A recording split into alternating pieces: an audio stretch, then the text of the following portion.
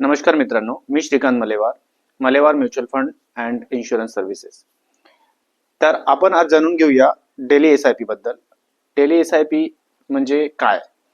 तर तुम्ही जसं तुमचं खातं काढता कोऑपरेटिव्ह सोसायटीमध्ये किंवा कुठल्याही संस्थेमध्ये की ज्यामध्ये तुम्ही मंथली त्यांचे एजंट येऊन तुमच्याकडून कलेक्शन करत असतो, तर इथे कुठलाही एजंट न येता ही ऑटो डेबिट स्वरूपाने तुमच्या अकाउंटमधून कपात होते आणि तुमच्या पोर्टफोलिओला जमा होते.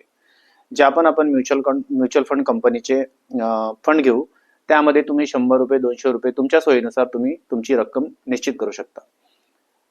यामध्ये एक गोष्ट असते की तुमची जी डेलीची कपात आहे ती फक्त महिन्यातून 22 दिवस होते, कारण आपण शनिवार आणि रविवार वगळता आपल्याकडे फक्त 22 दिवस उरतात. त्यामध्ये तुम्हाला जर मंथली ॲव्हरेज तुमचा 3000चा करायचा असेल 100च्या हिशोबाने, तर तुम्ही तुमचा SIP अमाऊंट 130-140चा पण ठेवू शकता, जेणेकरून तुमचा मंथली ॲव्हरेज हा 3000च्या आसपास इन्व्हेस्ट होईल. आता हे आपल्याला का बरं योग्य आहे आणि ही आपण का करायला पाहिजे? तर बघा, छोट्या दुकानदारासाठी आणि लघु व्यवसायासाठी खूप आवश्यक आहे. स्वरोजगार करणाऱ्या व्यक्तींसाठी पण त्यांना एक स्मार्ट बचत करणे आवश्यक आहे. रोजच्या उत्पन्नातून आपण ऑलरेडी कुठं ना कुठं बचत करतच आहोत, तर ती जर म्युच्युअल फंड मध्ये एक आपल्या मार्केटच्या ग्रोथ मध्ये जर इन्व्हेस्ट झाला तर जास्त बेटर होईल आपल्यासाठी.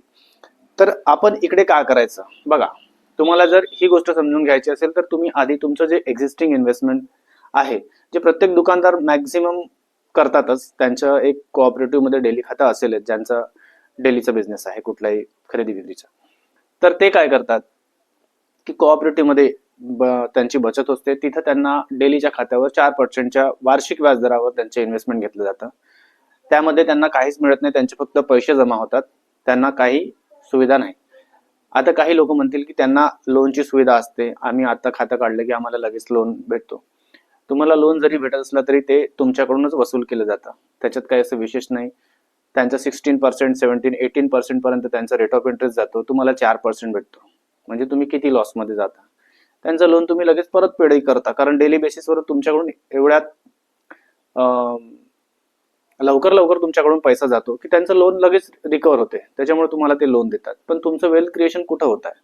म्हणून तुम्हाला म्युच्युअल फंड एक बेस्ट ऑप्शन राहू शकेल आणि तुम्ही याच्या माध्यमातून तुमचं एक वेल्थ क्रिएशन होतो, प्लस तुमचं एक फंड जेव्हा क्रिएट होतो, एक पोर्टफोलिओ बनतो, तर म्युच्युअल फंड मधूनही तुम्हाला लोनची सुविधा उपलब्ध असते. ते पण खूप स्वस्त व्याजदरावर राहते, 10-10.5%च्या आसपास वार्षिक व्याजदरावर तुम्हाला ते उपलब्ध होते आणि तुमच्या पोर्टफोलिओच्या 50%च्या रकमेपर्यंत तुम्हाला उपलब्ध करून दिली जाते. आता आपण डिस्कस करूया की याच्यामध्ये जोखमीचा पण आपण घटक थोडा डिस्कस करून घेतला पाहिजे. ज्याप्रमाणे आपल्याला वाटते की म्युच्युअल फंड आणि शेअर मार्केटमध्ये जोखीम असते, तिथं मार्केट वर खाली होत असतो आणि आपली जी फंड व्हॅल्यू आहे ती चेंज होत राहते. साहजिकच आहे, ते सगळ्यांना पण माहीतच आहे. पण आता आपण यामध्ये असं गृहीत धरूया की आपण जर कोणत्याही कोऑपरेटिव्ह मध्ये इन्व्हेस्टमेंट करत असलो, तिथं पण प्रायव्हेट मॅनेजमेंट असते. आता तुम्ही बघतच असाल तुमच्या एरियामध्ये किंवा तुमच्या लोकल शहरामध्ये तुम्ही बघितले असाल तर कुठल्या नाही कुठल्या वर्ष 2 वर्षामध्ये एका सोसायटीचं नाव येते किती पडून गेली किंवा डुबले, त्यांचे मॅनेजमेंट हे झालं, असं तसं तुम्ही ऐकताच. तर तिथे पण एक प्रकारचा रिस्क आहे तुमचा पैसा डुबण्याचा.